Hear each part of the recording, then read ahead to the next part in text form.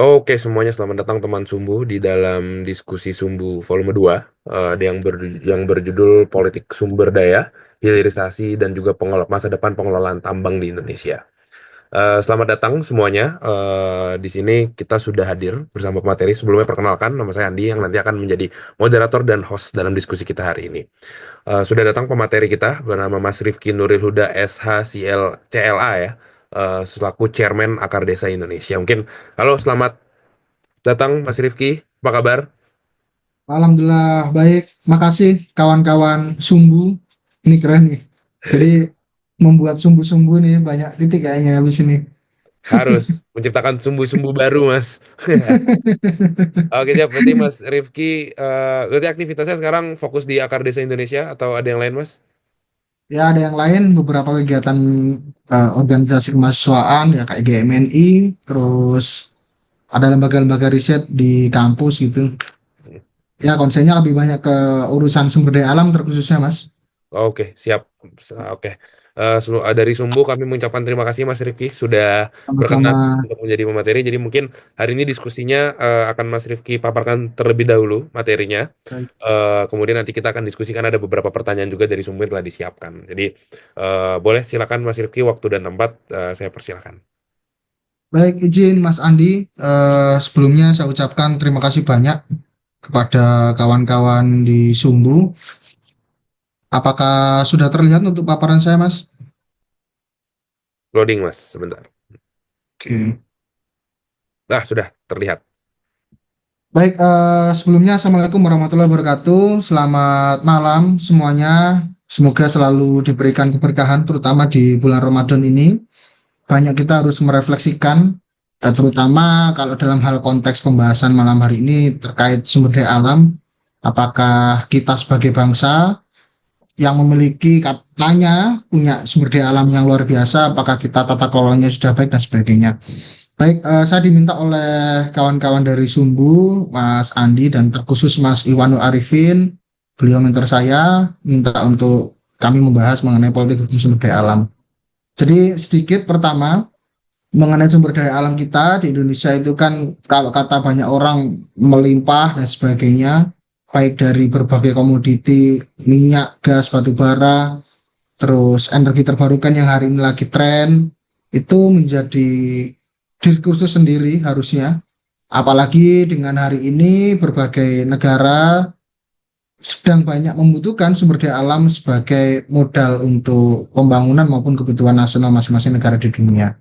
Saya pertama ingin mengutip dari Soekarno. Beliau pernah menyampaikan bahwasanya aku tinggalkan kekayaan alam Indonesia biar semua negara besar di dunia iri dengan Indonesia. Dan aku tinggalkan hingga bangsa Indonesia sendiri yang mengelolanya. Saya melihat kata-kata ataupun mendengar yang disampaikan oleh Soekarno ini bagian daripada untuk merefleksikan kita sebagai bangsa yang memiliki sumber daya alam yang luar biasa, tapi hingga hari ini kita dikategorikan sebagai negara ya minimal mandiri secara pengelolaan sumber daya alam juga masih belum dan jauh dari kata itu. Maka harusnya hari ini juga kita berefleksi apakah kita sebagai sebuah bangsa yang berdiri atas kesepakatan membuat negara Indonesia ini apakah seperti ini dalam mengelola sumber daya alam. Berikutnya saya ingin berawal dari filosofis yang dimana dalam hal penguasaan sumber daya alam terkhususnya kalau dalam hal ini penguasaan tambang itu dalam konteks peraturan perundang-undangan kita tahu di konstitusi kita di hierarki peraturan perundang-undangan itu peraturan tertinggi diatur pada pasal 33 ayat 3 yang berbunyi bumi, air, dan kekayaan alam yang terkandung di dalamnya dikuasai oleh negara dan diperuntukkan sebesar-besar kemakmuran rakyat. Nah, dalam pasal tersebut terdapat dua frasa yang sebenarnya dapat kita maknai terpisah tapi menjadi satu gitu. Pertama mengenai dikuasai oleh negara, yaitu dalam hal ini biasanya dalam konteks diskusi kawan-kawan di sektor sumber daya alam terkhususnya minyak dan gas bumi maupun di minerba itu hak menguasai negara. Dan yang berikutnya frasa diikutinya adalah sebesar-besar kemakmuran rakyat atau yang dimana dalam hal segala tata kelola sumber daya alam, hasilnya itu harus dikembalikan kepada rakyat itu. Jadi kalau dalam hal ini kami ingin sampaikan hak penguasaan negara itu dikuasai oleh penguasaan dikuasai oleh negara. Berikutnya diturunkan kepada hak pengusahaan kepada pelaku usaha baik itu BUMN, BUMD, dan yang terakhir adalah swasta.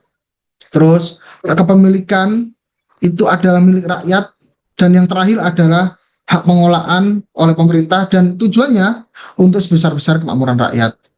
Nah, makna hak menguasai negara ini juga ditegaskan dalam putusan Mahkamah Konstitusi pada saat itu diputuskan dalam uji materi Undang-Undang Migas Undang-Undang Nomor 22 Tahun 2001 itu menjelaskan bahwasanya negara itu memiliki kewenangan maupun menguasainya itu 5. Yang pertama kebijakan, pengaturan, tindak pengurusan, pengolahan dan pengawasan gitu. Jadi 5 hak ini adalah mandat yang diberikan kepada rakyat, yang diberikan dari rakyat kepada negara untuk pengolahan sektor sumber daya alam. Yang tujuannya adalah untuk sebesar-besar kemakmuran rakyat gitu. Nah, sebesar-besar kemakmuran rakyat ini juga ditarik pada filosofi utilitarianisme yang biasanya dipelajari oleh kita semua, yaitu kemanfaatannya yang rata-rata itu adalah untuk kemanfaatan sebesar-besar kemakmuran rakyat. Tolak ukurnya yaitu kemanfaatan sumber daya alam bagi rakyat, tingkat pemerataan manfaat sumber daya alam bagi rakyat, tingkat partisipasi rakyat dalam penentuan manfaat sumber daya alam. Nah, ini yang ketiga ini yang terkadang kita terlupakan gitu dalam pengelolaan sumber daya alam, yaitu tingkat partisipasi dan manfaat sumber daya alam. Dan yang ketiga, penghormatan terhadap hak rakyat, terutama masyarakat sekitar yang sudah lama sebelum Indonesia merdeka, sebelum negara ini ada, mereka sudah berdekatan dengan sumber daya alam, menjaga sumber daya alam, dan kelestarian lingkungan.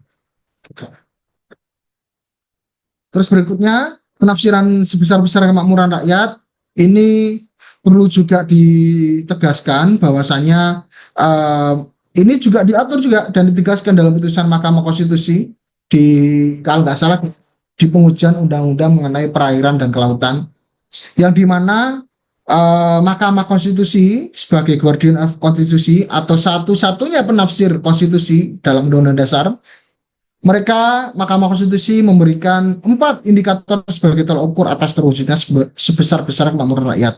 Yang pertama, kemanfaatan sumber daya alam bagi rakyat, tingkat pemerataan, partisipasi dan penghormatan terhadap rakyat secara turun-temurun dalam pemanfaatan sumber daya alam. Terus berikutnya dalam hal pemerataan, tingkat pemerataan maupun pemanfaatan sumber daya alam. Bentar, ini loading ya.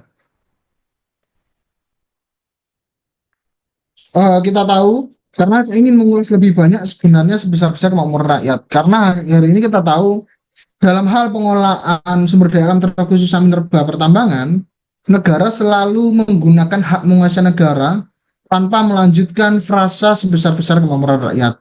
Nah, ini tingkat pemerataan manfaat sumber daya alam yang di sini yang dimaksud adalah tingkat pemerataan sumber daya alam bagi rakyat diperoleh melalui pemanfaatan sumber daya alam yang tidak terkonsentrasi pada kelompok-kelompok tertentu. Artinya kalau dianalogikan, apabila suatu daerah itu kaya akan sumber daya, contoh minyak dan gas bumi ataupun batu bara, daerah yang lain diharapkan juga mampu untuk mendapatkan manfaat atas sumber daya alam di daerah yang kaya tersebut gitu.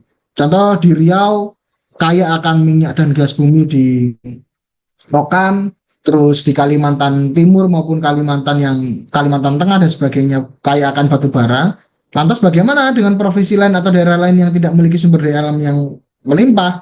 Maka tingkat pemerataan ini adalah salah satu upaya untuk menjamin sebesar-besar kemakmuran rakyat atas putusan Mahkamah Konstitusi tafsir pasal 33 ayat 3. Nah, terus berikutnya mengenai tingkat partisipasi rakyat dalam menentukan manfaat sumber daya alam. Ini yang menjadi problematika tersendiri dalam kita membentuk aturan atau political will dalam kebijakan sumber daya alam. Terkadang partisipasi itu hanya sebatas digunakan untuk menggugurkan dalam proses pembentukan peraturan perundang-undangan, mengambil kebijakan dalam kebijakan sektor sumber daya alam, yang akibatnya atau implikasi yang terjadi adalah kerugian bagi masyarakat maupun secara luas bagi negara kita. Terus berikutnya kemanfaatan sumber daya alam bagi rakyat, ya tentunya harapannya sumber daya alam ini yang ada di Indonesia sebagai modal pembangunan tidak hanya sebatas dimanfaatkan sebagai modal pembangunan ansih gitu, tapi juga dimanfaatkan sebagai untuk kepentingan rakyat seperti peningkatan mutu pendidikan, pemenuhan gizi, terus hak dasar daripada masyarakat gitu. Terus yang berikutnya, nah ini saya sedikit singgung mengenai dasar pengolahan pertambangan. Ini saya jelaskan yang pertama mengenai pertama diundangkannya atau pengaturannya mengenai pertambangan itu diatur pertama di tahun 1967 di Undang-Undang 1167 tentang pelaksanaan kegiatan usaha pertambangan. Pada saat itu ada dua mekanisme yaitu sentralisasi dan desentralisasi yang dimana golongan A, B, dan C pada minerba. Jadi ini waktu itu juga masuk migas itu dilakukan proses perizinan maupun proses pengusahaannya itu di tingkat pusat gitu. Terus yang berikutnya izin kontrak izin pertambangan, kontrak karya, PKP 2B waktu itu dilaksanakan atau dikeluarkan oleh provinsi dengan model sentralisasi. Nah, terus berikutnya ada perubahan di Undang-Undang Nomor 4 Tahun 2009 tentang pertambangan. Terus juga di PP 23 2010 tentang pelaksanaan kegiatan usaha pertambangan, pembinaan, pengawasan, penyelenggaraan maupun pengusahaan mineral dan batu bara itu dilakukan melalui desentralisasi atau yang dulu kita kenal semua izin itu di provinsi maupun di kabupaten. Sehingga mungkin waktu itu spiritnya adalah spirit reformasi, dorongan untuk daerah diberikan kewenangan atas kepemilikan sumber daya alamnya maupun memberikan izin itu menjadi spirit tersendiri. Tapi juga dalam konteks evaluasi maupun negatifnya pada saat itu banyak sekali penyelewengan izin maupun daripada provinsi itu yang tidak sesuai dengan kaidah-kaidah pertambangan. Terus yang terbaru pada saat itu rame-ramenya omnibus, tiba-tiba masuklah revisi Undang-Undang Pertambangan Nomor 3 Tahun 2020. Ini yang lebih ekstrim lagi gitu. Jadi pelaksanaan izin maupun pemberian izin, proses perizinan dan sebagainya hingga pelonggaran berbagai aturan mengenai prinsip-prinsip tata kelola pertambangan itu ditarik lagi di pusat gitu. Jadi semuanya dikeluarkan oleh pusat melalui BKPM pada saat itu dan Kementerian SDM sebagai mitra kementerian. Kita tahu banyak sekali problematika yang terjadi itu. Hingga pada saat ini kasus-kasus yang terbaru dan undang-undang yang baru disahkan mengarahkan kepada pemberian izin itu kepada bukan pelaku usaha yang notabene dibentuk yang sejatinya pelaku usaha, tapi diberikan kepada ormas keagamaan, UMKM, terus ya yang terbaru kemarin isunya adalah perguruan tinggi tapi sekarang tidak diberikan tapi mendapatkan manfaat atas itu. Nah ini sedikit urgensi mengenai amandemen Undang-Undang Minerba. Ini kemarin itu isunya adalah adanya putusan Mahkamah Konstitusi di tahun 2024, terus perubahan yang sifatnya menyesuaikan kebutuhan hukum, dan terdapat 14 kebutuhan amandemen atau 11 perubahan dan 3 penambahan pasal di undang-undang terbaru. Dan yang menimbulkan kontroversi diantaranya pemberian IUP prioritas untuk UMKM, memberikan wilayah izin usaha pertambangan kepada ormas keagamaan yang menjalankan fungsi ekonomi, terus prioritas kepada WIUP kepada perguruan tinggi, pemberian prioritas WIUP dalam rangka hilirisasi.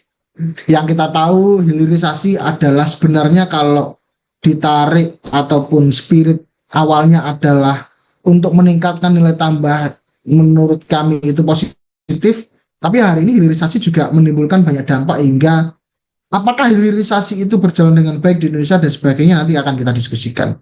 Terus pengaturan prioritas kepada ormas keagamaan dan ini melegalisasi pada PP 25/2024 pasal 83A yang kemarin sempat ramai. Ormas keagamaan, berbagai ormas diberikan izin usaha pertambangan prioritas dengan kata prioritas. Dan kelemahan pada proses RUU Minerba ini kita tahu juga tidak masuk daftar prolegnas. Kemarin juga sebenarnya banyak perdebatan apakah tidak masuk prolegnas itu boleh, Mas, dalam hal pembentukan peraturan undang-undangan. Pertama, ketika tidak masuk prolegnas nanti akan masuk di kumulatif terbuka. Itu boleh. Tapi itu biasa di pertengahan dalam masa sidang tahunan gitu. Terus yang kedua, ada ihwal yang mendesak ataupun yang sifatnya mengancam negara dan sebagainya. Dan dua hal itu tidak masuk dalam kategori prolegnas dimasukkan undang-undang minerba dalam proses pembahasan di paripurna. Nah, ini yang menjadi kelemahan dalam proses pembentukan peraturan perundang-undangan dan mengarah kepada cacat formil dalam pembentukan peraturan perundang-undangan. Substansinya perubahan yang bermasalah seperti pemberian izin prioritas tanpa melakukan lelang. Padahal kita tahu spirit tata kelola peraturan perundang-undangan ini harusnya mengedepankan bagaimana kita itu adil terhadap generasi yang tidak hanya sekarang menikmati sumber daya alam gitu, tapi adil terhadap generasi yang akan datang. Sehingga ketika kami berdiskusi di kampus, itu ada teori yang dinamakan dengan keadilan antar generasi, yang dimana kita itu tidak boleh hanya menghabiskan sumber daya alam yang ada hari ini, tanpa memikirkan kepada generasi ke depan, yang dimana pada hakikatnya kita sebagai manusia yang hidup di dunia sama-sama punya hak untuk menikmati sumber daya alam yang ada di bumi Nusantara ini. Terus berikutnya, kelemahan dalam proses pembentukan undang-undang minerba ini terkesan dipaksa tanpa memiliki kesiapan. Kita tahu kemarin kawan-kawan beberapa NGO yang hadir dalam RDP di Badan Legislatif, antara naskah akademik dan apa yang disampaikan oleh dalam pembahasan rapat itu sama sekali tidak memiliki kesamaan yang mirip gitu. Artinya naskah akademik pun tidak bisa diakses oleh berbagai pihak untuk meningkatkan partisipasi, baik itu masukan dan diskusi dan sebagainya. Tapi itu seolah-olah menjadi hal yang biasa dalam legislatif kita, dalam politik pembentukan peraturan perundang-undangan, terkhususnya sektor sumber daya alam. Dan anggota DPR terkhususnya nih Komisi 12 yang membidangi energi dan lingkungan, mereka itu mengakui revisi ini tidak ada pemberitahuan, karena dalam pembentukan atau prosesnya ini anggota dewan itu sebenarnya dalam masa reses gitu, yang mereka berada di dapil mendapatkan aspirasi dari masyarakat, apa yang harus dilakukan ke depan, terus permasalahan dan memberikan solusi. Ini menimbulkan akhirnya anggota Komisi 12 itu mengakui tidak tahu menahu adanya akan dilakukan pembahasan RUU Minerba. Di dalam internal DPR legislatif ini pun menjadi problem, apalagi yang di luar gitu. Terus tanpa adanya naskah akademik ini yang seperti saya sampaikan tadi. Yang dapat melakukan usaha kegiatan tambang ini kita tahu kalau mengacu pada undang-undang yang kemarin di nomor 3 2020 itu yang pertama badan usaha, yang kedua koperasi, terus perusahaan perseorangan. Nah, persyaratan perizinan itu juga diatur di pasal 65. Badan usaha koperasi atau perusahaan perseorangan yang melakukan usaha pertambangan wajib memenuhi persyaratan administratif, persyaratan teknis, persyaratan lingkungan, dan persyaratan finansial. Kalau kita tarik kepada problematika kemarin, UMKM, izin ormas keagamaan, dan mungkin kemarin andai perguruan tinggi dapat, ini akan mendegradasi iklim usaha di sektor minerba. Bagaimana jika mendegradasi? Kita tahu mereka yang dalam hal usaha minerba ataupun energi ya dalam hal ini, mereka itu pasti ada cost yang tinggi gitu, modal yang tinggi, terus kapital yang tinggi, terus high tech gitu, teknologi yang tinggi.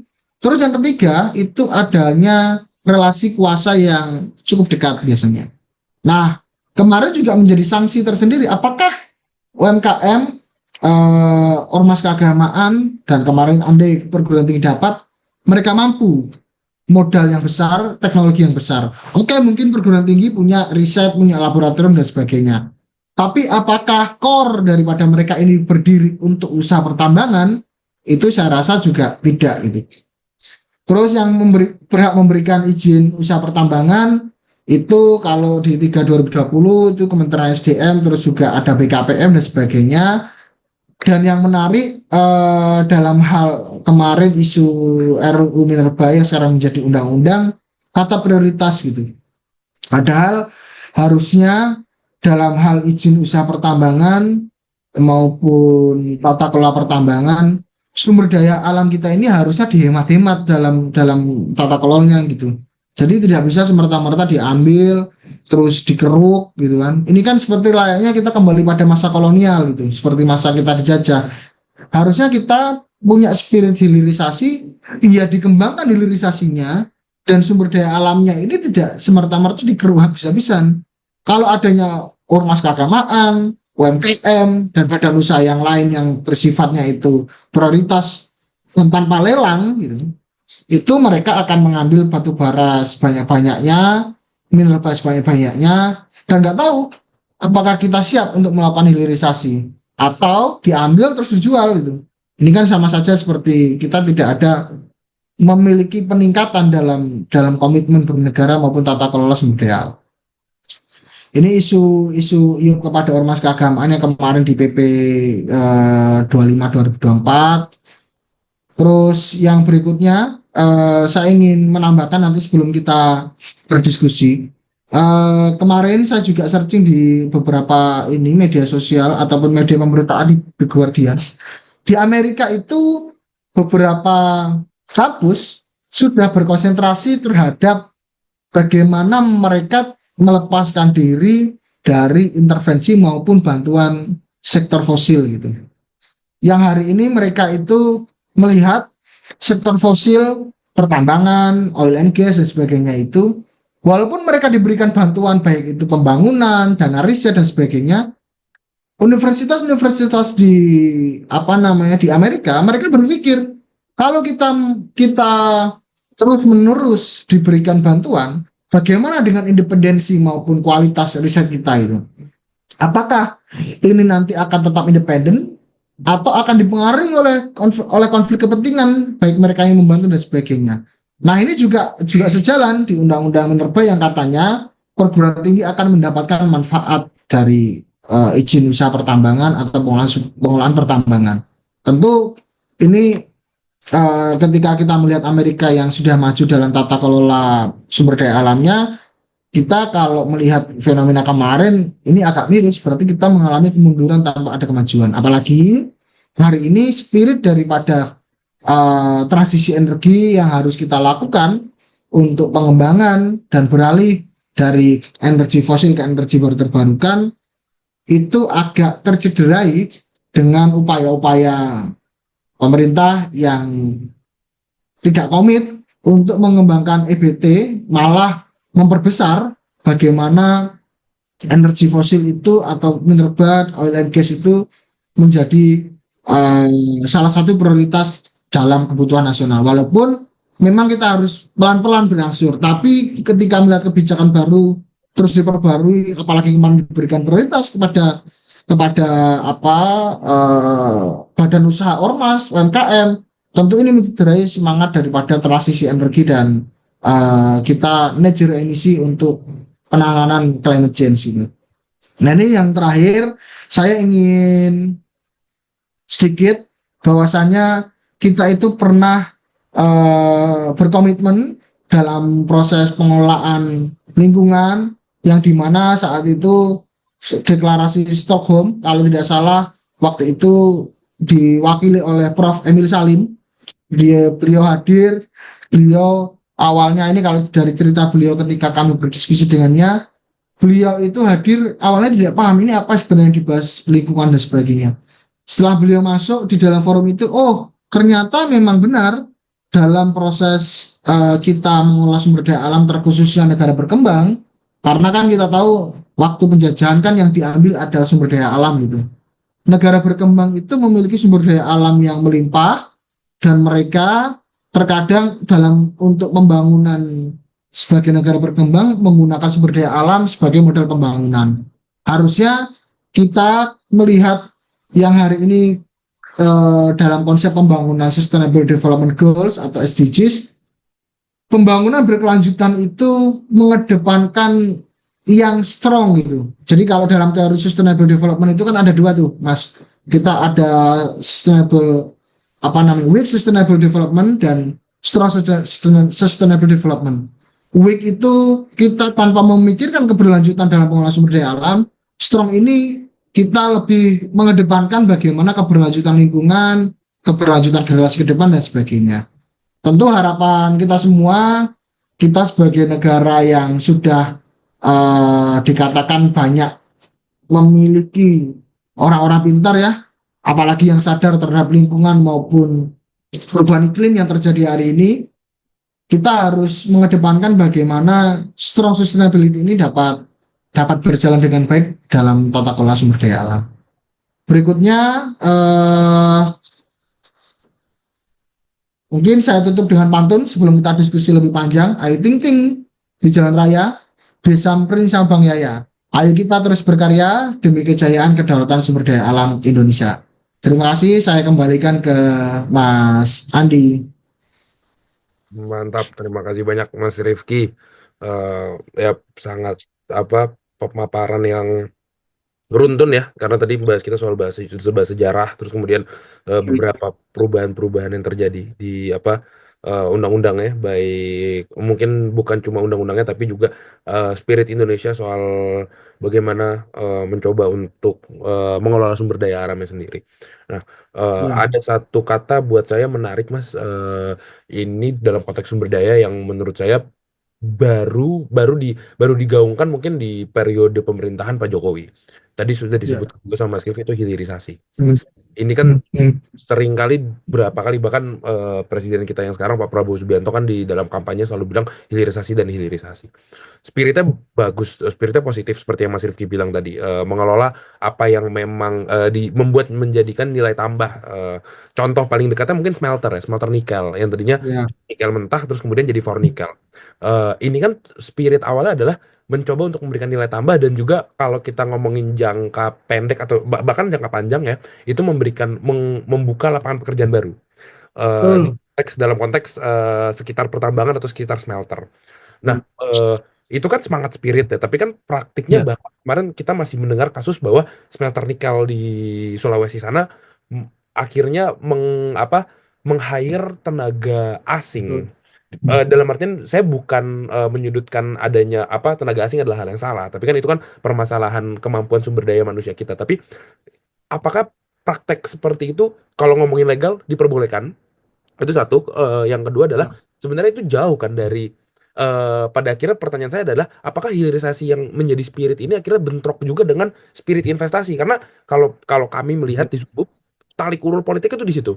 Di satu betul. sisi kementerian mungkin Kementerian SDM dan juga semangat yang di secara populis itu adalah hilirisasi, tapi di satu sisi Kementerian Investasi dan BKPM juga mau menggalangkan investasi, tapi sayangnya investor-investor hari ini kan bisa Ya, percaya nggak dengan sumber daya manusia lokal untuk mengelola kalau mereka mau chip ya. in ibaratnya gitu. Nah, Hmm, dua pertanyaan saya. Satu, apakah kalau apa yang terjadi di kita kontekskan aja di Sulawesi soal smelter nikel yang tenaga kerjanya dari asing itu akhirnya melanggar hukum, atau yang kedua adalah bagaimana hilirisasi dan investasi ini akhirnya saling bergesekan gitu. Dari Mas Rifki ada pendapat nggak soal itu? Ya. Pertama saya ingin berangkat begini, pemahaman kita mengenai sektor energi ya, baik oil and gas maupun mineral pertambangan hari ini kita bahas. Itu yang pertama adalah high capital, Mas. Jadi memang modalnya besar dan dibutuhkan ya memang apa ya modalnya besar gitu. Terus yang kedua high tech gitu ya. Teknologinya tinggi. Jadi tidak bisa menggunakan teknologi yang biasa-biasa, apalagi mengenai hilirisasi. Ini kan teknologinya baru gitu. Terus yang berikutnya adalah high risk, resikonya tinggi. Nah, terus kalau disandingkan dengan apa yang tadi disampaikan oleh Mas Andi, apakah tenaga kerja kita tidak mumpuni Mas dalam hal contoh case-nya itu di smelter di baik itu Morowali maupun dimanapun ya kan di nikel. Kita tahu pertama standarisasi daripada industri pertambangan, terus ya hilirisasi ini kan termasuk industri. Apakah sumber daya manusia kita itu sudah memiliki kompetensi itu? Karena kemarin itu sempat kami berdiskusi, ini di terkhususnya di Bojonegoro, itu kan dekat dengan lapangan migas Cepu itu. Nah, ada data yang menyampaikan, oh ini angka penganggurannya tinggi gitu. Penyebabnya apa? Penyebabnya adalah ternyata masyarakat kita itu belum tersertifikasi secara keseluruhan itu. Jadi kalau di industri apa namanya ekstraktif, migas, terus pertambangan dan sebagainya itu, mereka itu harus punya standar atau minimal punya sertifikasi. Orang potong rumput aja punya sertifikasi mas itu. Apalagi orang yang mengatur mengenai mesin-mesin di industri hilirisasi. Nah, tantangannya apa? Tantangannya adalah apakah sampai hari ini pemerintah membuat grand design mengenai hilirisasi itu sudah menyiapkan juga jalan yang sama dengan peningkatan sumber daya manusia yang ada di negara kita gitu. Saya rasa juga hari ini ketika tenaga kerja asing, terkhususnya China yang datang berbondong-bondong di Indonesia, itu bagian daripada tamparan ya. Kita melihat pemerintah kita tidak menyediakan fasilitas untuk sertifikasi itu gitu. Kan kita tahu mas, ketika bicara soal industri ekstraktif ini, mereka ini punya kajian lingkungan, terus habis itu standarisasi yang tinggi dan sebagainya. Itu juga diikuti oleh sumber daya manusia yang tersertifikasi. Nah, harusnya nanti ke depan yang kita dorong adalah bagaimana masyarakat di wilayah daerah izin usaha pertambangan atau wilayah wilayah pertambangan itu mereka bisa tersertifikasi secara bertahap gitu. Yang mereka awalnya itu mungkin pemotong rumput mulai dari kecil dan sebagainya hingga nanti operasional di pabriknya gitu.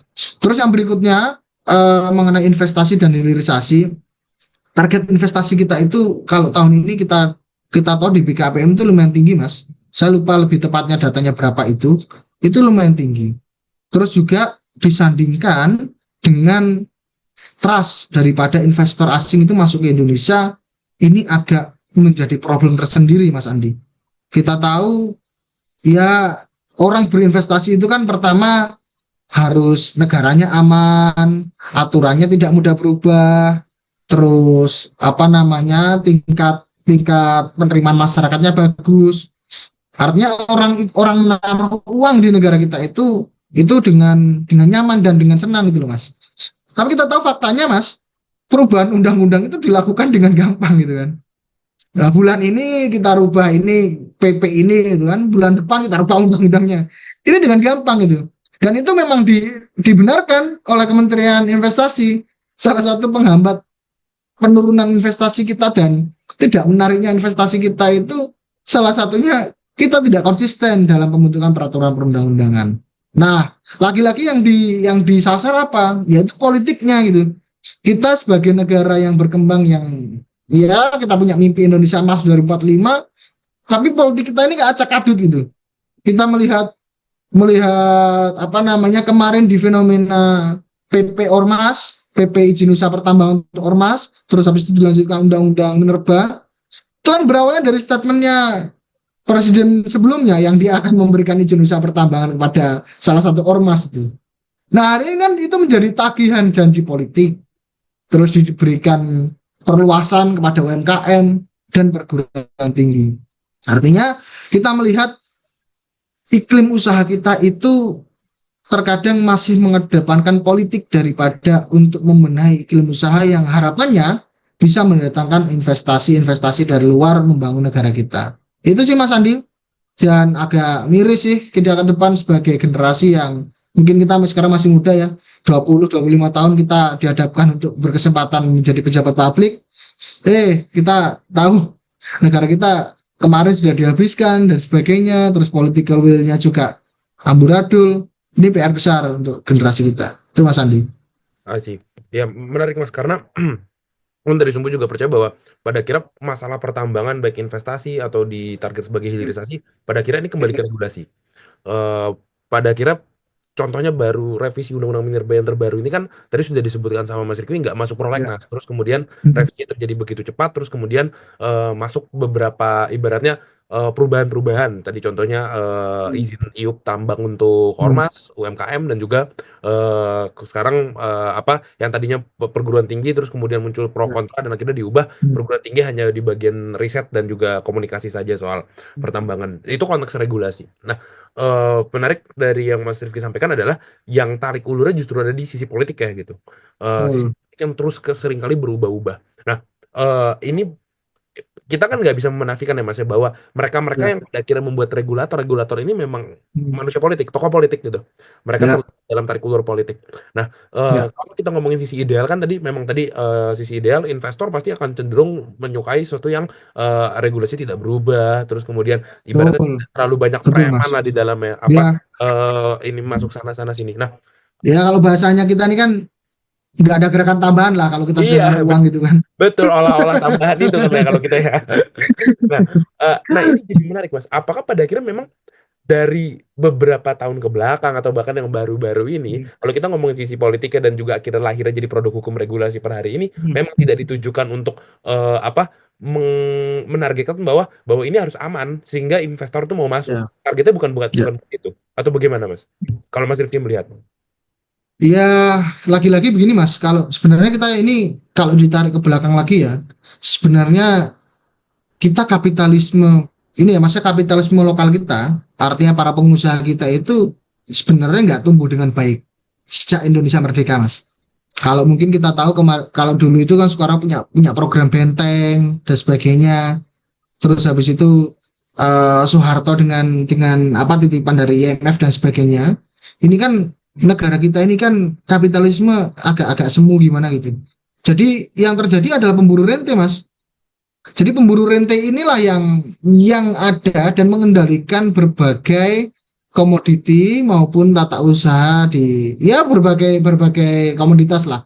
Apalagi di sektor pertambangan yang mereka langsung keruk jual itu lebih disukai tuh para pemburu rente itu yang mereka hanya sebatas mendapatkan izin terus habis itu dijual ya dan sebagainya itu yang paling disukai. Jadi kalau bicara mengenai iklim investasi di negara kita, yang pertama itu harus dibenahi adalah budaya daripada bangsa kita untuk melakukan usaha, Mas. Jangan sampai istilah-istilah yang dulu itu ada di zaman Soekarno maupun Soeharto, Alibaba, Ali yang punya izin, yaitu para apa namanya menteri-menteri dan sebagainya, Bapak yang punya uang itu orang-orang Cina itu kan. Nah ini jangan sampai ini terus berlanjut.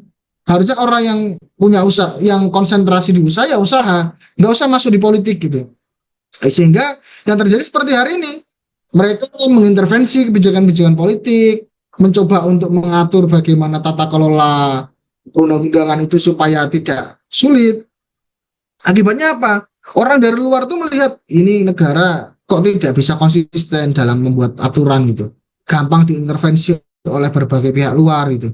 Dan itu yang menjadi problematika Mas dalam iklim investasi kita gitu. Dampaknya luar biasa sekali.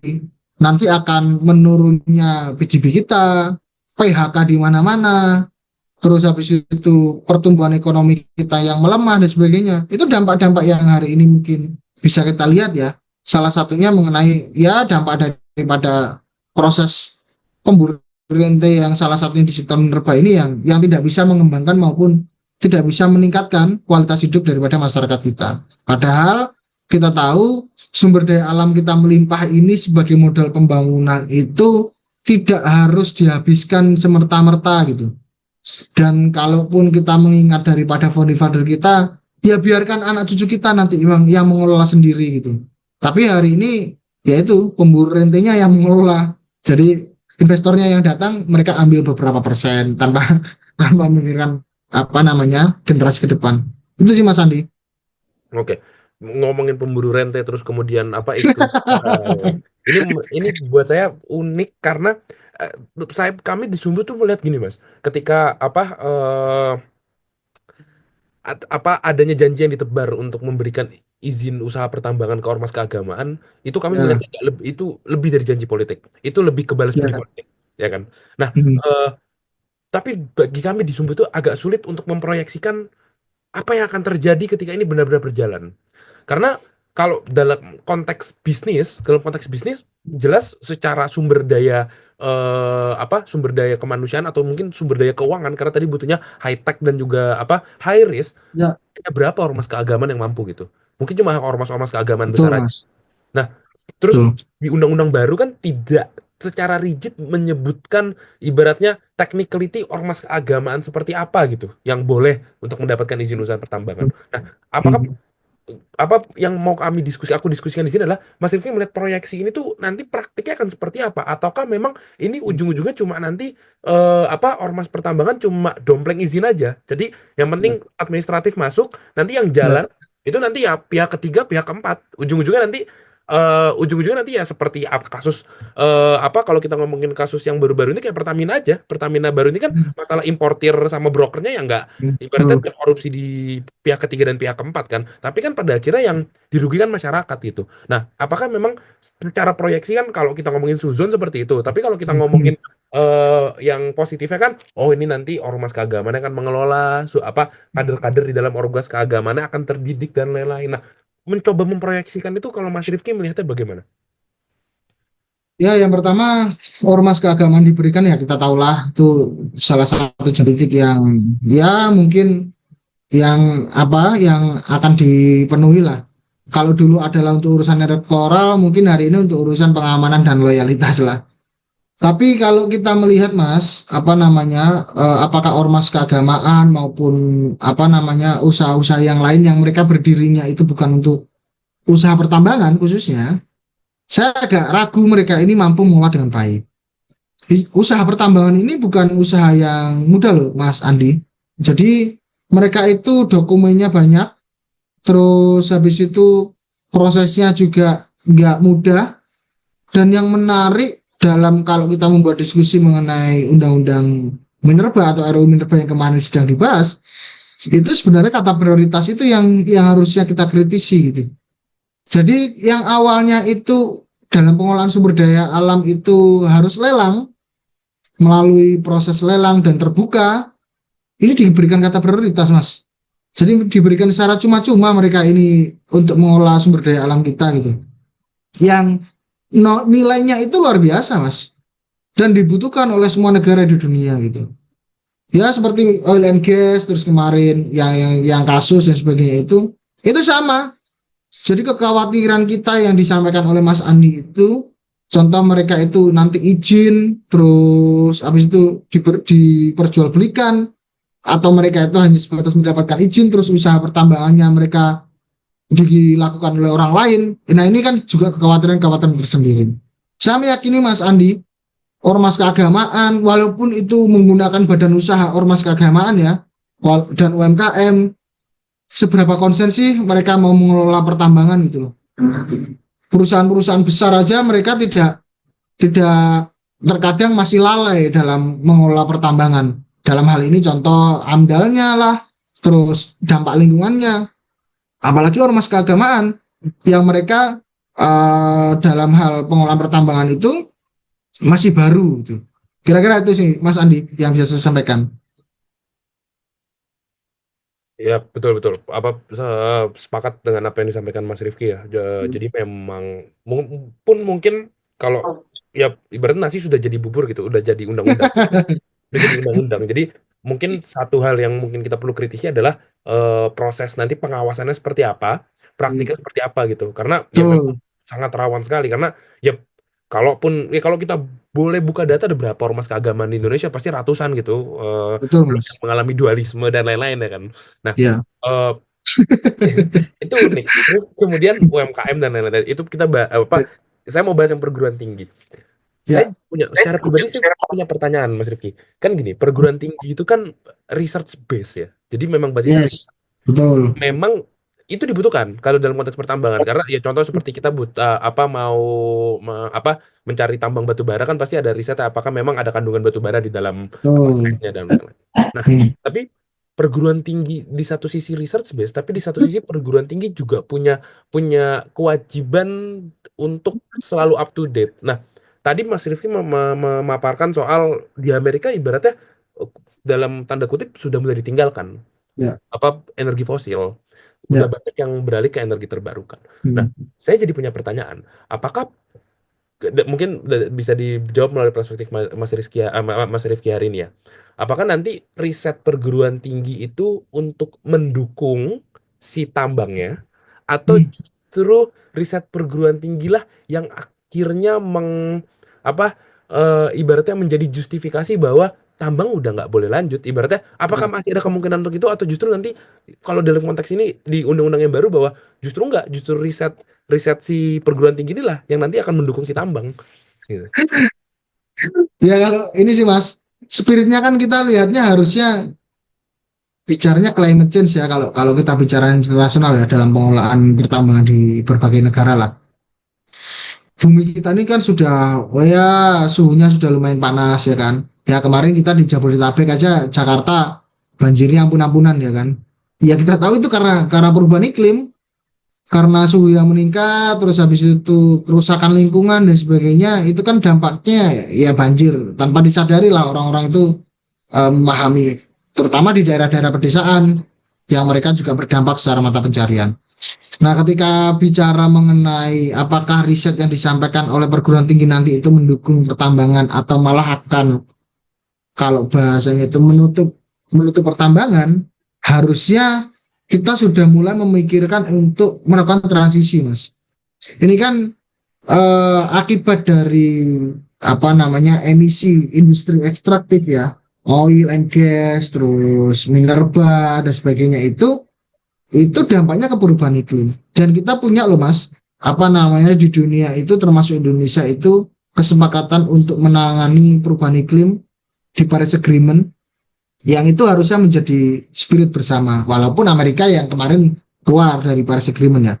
Tapi kalau kembali kepada perguruan tinggi dengan berbicara kemaslahatan masyarakat secara luas, harusnya riset-riset itu mendukung bagaimana transisi energi ini berjalan dengan baik.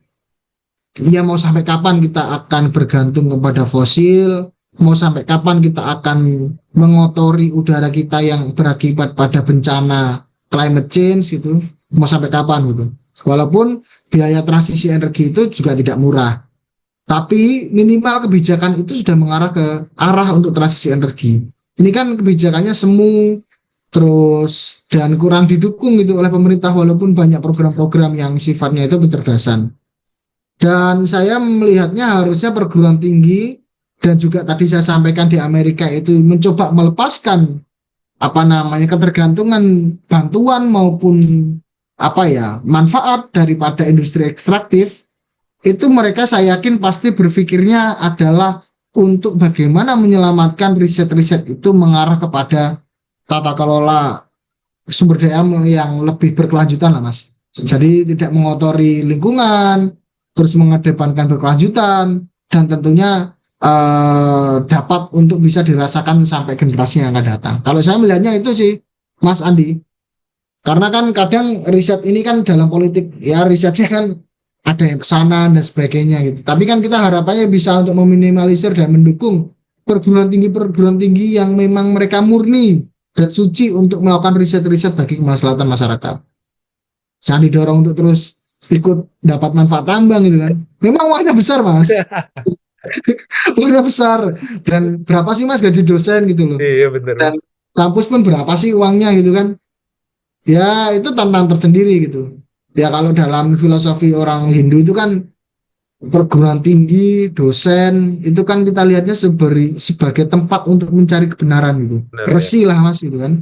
Ya kalau perguruan tinggi dirusak, kemarin juga ada dokter profesor yang agak aneh-aneh itu. Terus kita mau kemana lagi nih? Cari kebenaran dan untuk berdiskusi dengan Eh, baik. Gitu jelas, jelas Mas. harapannya pasti harus bisa balance ya. Walaupun terlepas ya kita tahu lah praktik-praktik untuk mendukung itu kan pasti ada, tapi sebisa mungkin kan harusnya balance Ya, ya. Apa bisa betul Mas. seimbang ketika mereka memberikan dukungan, tapi di satu sisi mereka juga harus objektif kalau memang ini. Ya, Karena ya kita juga, kita yang pernah membantu riset-riset ini kan paham lah ya, Mas ya. Logika kalau nggak ada logika nggak bisa jalan ya Mas. Mas, dua pertanyaan terakhir Mas. Nanti sebelum aku ya, menutup, ya. pertanyaan ini.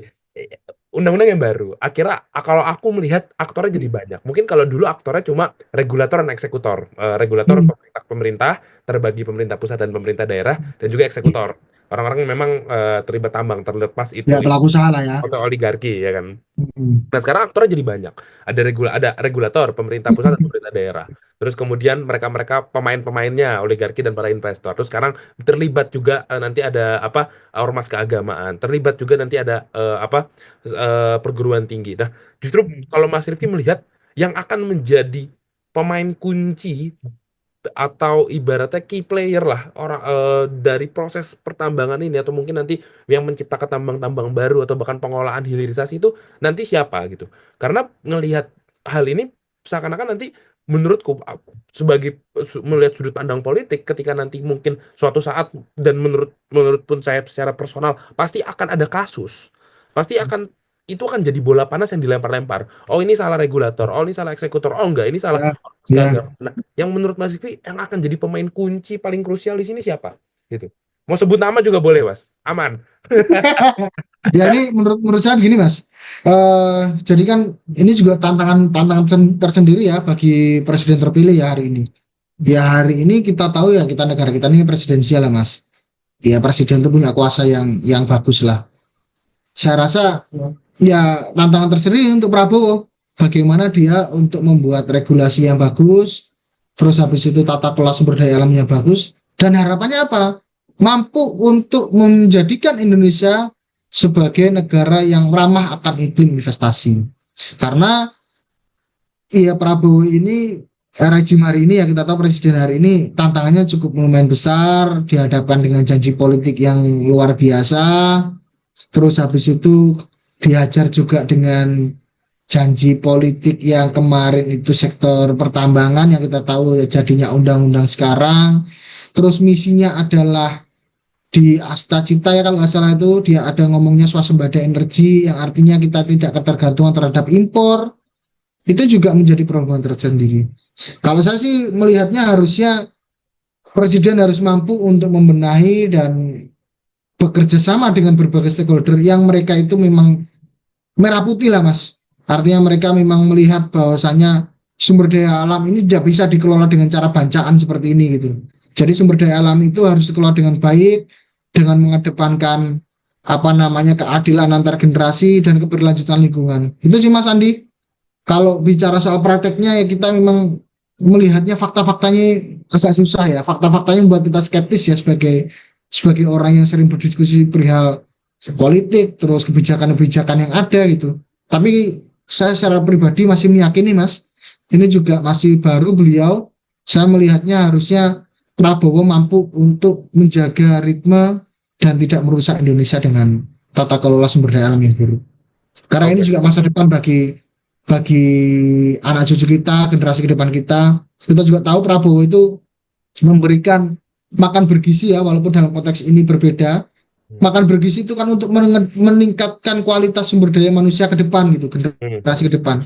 Masa tidak mau memikirkan tata kelola sumber daya alam yang bisa dinikmati untuk generasi ke depan. Itu sih Mas Adi dari saya. Siap, siap. Oke, siap. Memang pada akhirnya sangat krusial ya, karena memang sistem negara yang presidensil, mungkin melihat respon juga ya Pak Prabowo kira-kira ini mengumpulkan para pengusaha-pengusaha di istana kan, Iya ya kemarin ya. salah satu paling top tambang ada yang kita tahu Iya, siapa iya, siapanya saja gitu. Jadi iya, ya, semoga itu juga bagian dari obrolan meeting mereka lah di tingkat atasnya iya, menjadikan ya kalau memang pada akhirnya masih sulit untuk melakukan transisi energi seenggaknya praktik-praktik proses pertambangannya tidak mencederai alam dan masyarakat sekitar itu kan betul Mas, yang betul. paling di itu kan. Oke, pertanyaan terakhir Mas Rifki, Ya. boleh dijawab secara personal atau mungkin sebagai orang yang melihat langsung Hmm. hilirisasi sumber daya alam, Hmm. tambang, energi terbarukan dan transisi Hmm. energi. Bagaimana Hmm. seorang Rifki melihat Indonesia ke depannya di 2045 nanti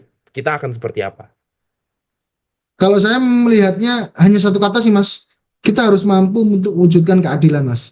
Jadi adil secara tata kelola, adil secara kebijakan, adil secara pembuatan peraturan perundang-undangan, dan adil secara kebermanfaatan Mas.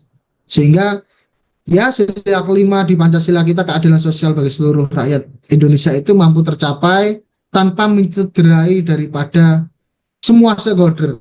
Ya kita tahu ada pelaku usaha, ada pemerintah, ada masyarakat. Mereka itu mampu merasakan rasa yang adil seadil-adilnya, tidak ada yang tercederai.